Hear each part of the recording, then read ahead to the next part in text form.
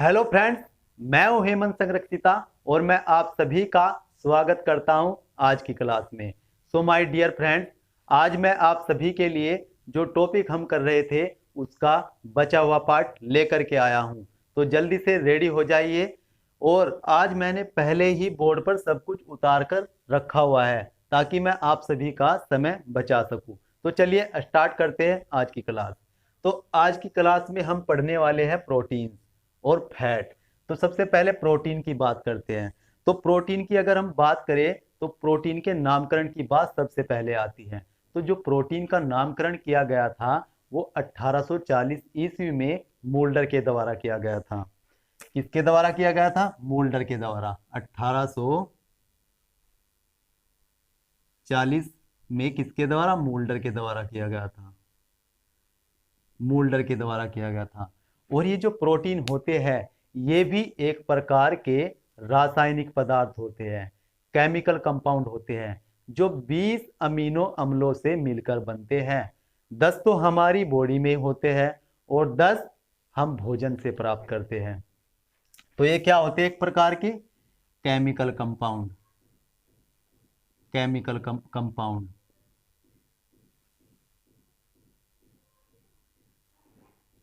Chemical compound होते हैं। और 10 जो अमीनो अम्लों की अगर हम बात करें, 20 अमीनो अम्लों से मिलकर बनते हैं, 10 हमारी बॉडी में और 10 भोजन से, फूड से हम प्राप्त करते हैं।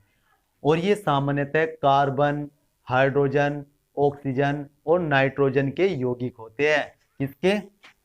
कार्बन, हाइड्रोजन, ऑक्सीजन और नाइट्रोजन के यौगिक होते हैं।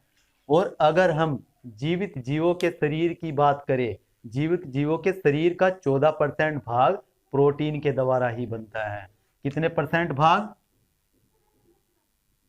14% भाग प्रोटीन के द्वारा ही बनता है। तो अगर हम इसके कार्य की बात करें तो कार्य भी प्रोटीन के बहुत इंपॉर्टेंट है जो पूछे जाते हैं। तो ये जीव द्रव्य का निर्माण करते हैं।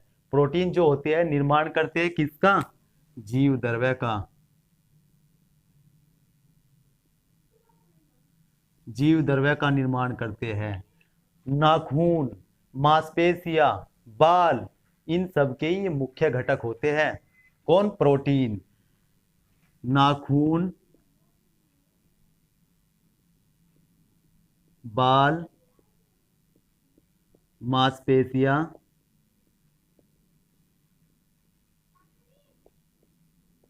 मांसपेशियां, इन सब के ये मुख्य घटक होते हैं।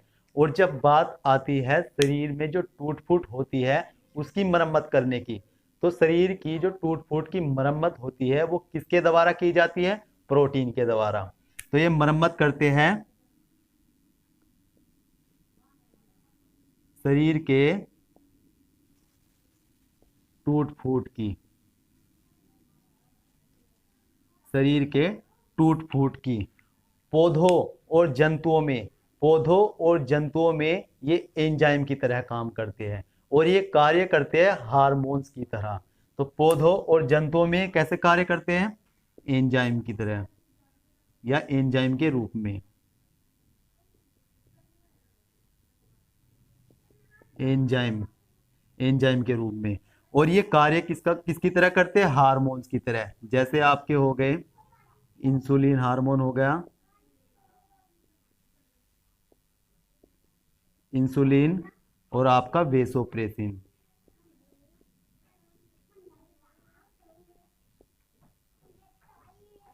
Vasopressin hormone.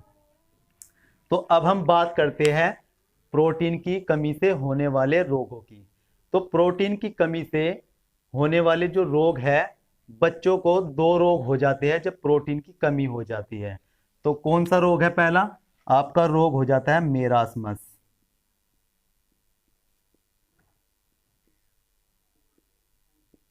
मेरास्मस। दूसरा रोग आपका क्वासियोरकर।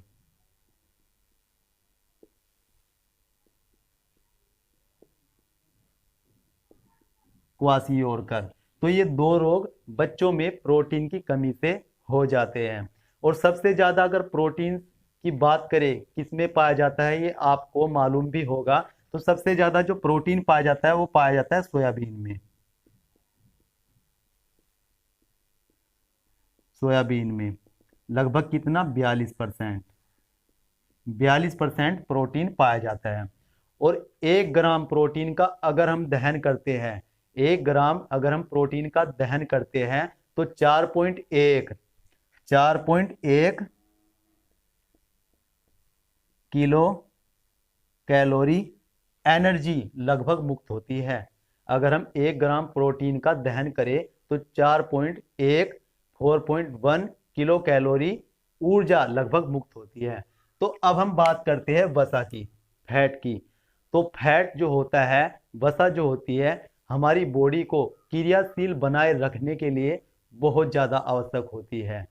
और ये आवश्यक तो होती है, लेकिन शरीर में अगर इसकी अधिकता हो जाए तो ये बहुत ज़्यादा हार्मफुल भी हो सकती है, ये आपको मालूम ही है। और हम इसे दोनों प्रकार से प्राप्त कर सकते हैं, यानी कि मांस से भी हम इसे प्राप्त कर सकते हैं और हम इसे वनस्पति के द्वारा भी प्राप्त कर सकते हैं। तो ये जो आपका फैट है, इसमें कार्बन, हाइड्रोजन और ऑक्सीजन विभिन्न मात्राओं में मिले होते हैं। तो जो आपका कार्बन हो गया, कार्बन, हाइड्रोजन और ऑक्सीजन विभिन्न मात्राओं में मिले होते हैं। वसा 20 डिग्री टेम्परेचर पर 20 डिग्री टेम्परेचर पर ठोस अवस्था में होता है। लेकिन अगर इसी टेम्परेचर पर, अगर 20 डिग्री टेम्परेचर पर ही ये लिक्विड फॉर्म में, लिक्विड स्टेट में आ जाए तो ये क्या बन जाते हैं, तेल बन जाते हैं या तेल कहलाते हैं।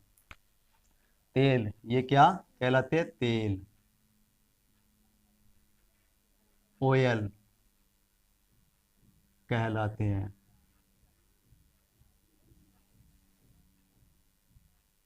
कहलाते हैं। और अगर एग्जाम में आपसे क्वेश्चन पूछ लिया जाए कि निम्नलिखित में से किसे शक्तिदायक ईंधन कहा जाता है, कार्बोहाइड्रेट्स, विटामिन, फैट, प्रोटीन्स, तो जो शक्तिदायक ईंधन कहा जाता है वो किसे कहा जाता है, फैट को ही, वसा को ही शक्तिदायक ईंधन कहा जाता है। शक्तिदायक ईंधन,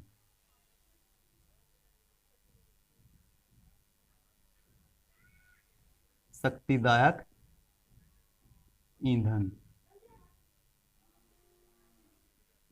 एनर्जेटिक फ्यूल कहा जाता है।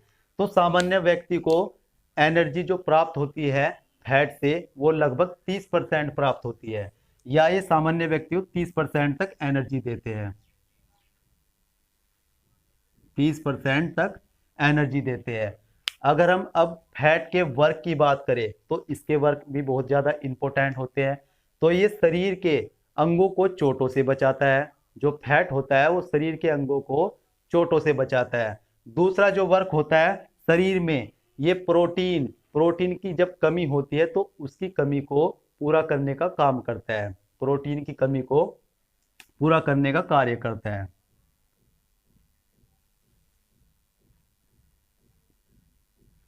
प्रोटीन की आवश्यकता को कम करता है। प्रोटीन के साथ मिलकर ये, प्रोटीन के साथ मिलकर ये कोशिका कला का निर्माण कार्य करता है, निर्माण करता है। क्या करता है, प्रोटीन के साथ में मिलकर फैट कोशिका कला, कोशिका कला का कार्य करता है। और शरीर को ये बहुत ज्यादा एनर्जी प्रदान करता है, शरीर को ये ऊर्जा प्रदान करता है, ऊर्जा प्रदान करता है। और स्किन के नीचे जमा होकर ये, त्वचा के नीचे जमा होकर ये जो हमारा बॉडी का टेम्परेचर होता है उसे कंट्रोल करने का काम भी फैट ही करता है। तो ये क्या करता है, स्किन के नीचे जमा होकर टेम्परेचर, टेम्परेचर कंट्रोल, कंट्रोल करने का काम करता है।